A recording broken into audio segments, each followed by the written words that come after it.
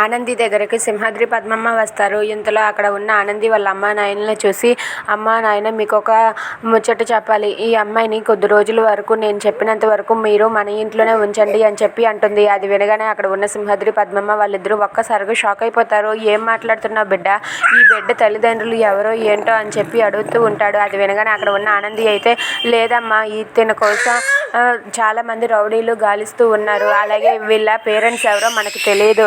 ఈ అమ్మాయికి గతం గుర్తులేదు. ఇప్పుడు నేను తీసుకువెళ్ళి ఏం చెయ్యాలి చెప్పు. అందుకే ఈ అమ్మాయిని కొద్ది రోజుల వరకు నేను చెప్పినంత వరకు మీరు మన ఇంట్లోనే ఉంచాలి. ఈ ముచ్చట మన ముగ్గురికి తప్ప ఇంకెవ్వరికి తెలవకూడదు అని చెప్పి ఆనంది అంటుంది. అది వినగానే పద్మమ్మ సింహాద్రి అయితే, సరే బిడ్డ, నీకోసం మేము ఏదైనా చేస్తాం, నువ్వేటంటే అది చేస్తాం.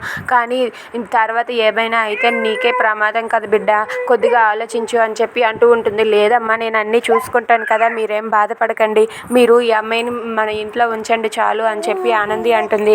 దాంతో పద్మమ్మ సింహాద్రి అయితే సరే అని చెప్పి అంటారు. సరే నేను ఇప్పుడే వెళ్ళి డాక్టర్ని కలిసి డిశ్చార్జ్ అడిగి ఈ బిల్స్ అన్నీ కూడా క్లియర్ చేసి వస్తాను, మీరు ఇక్కడే ఉండండి అని చెప్పి ఆనంది వెళ్తుంది. ఇక అక్కడ ఉన్న పద్మమ్మ సింహాద్రి అక్కడ ఉన్న అలేఖ్యని చూసి చాలా బాధపడుతూ ఉంటారు. ఈ బిడ్డ తల్లిదండ్రులు ఎవరో ఏంటో ఎంత బాధపడుతున్నారో అని చెప్పి ఆలోచిస్తూ ఉంటారు. Please subscribe our channel.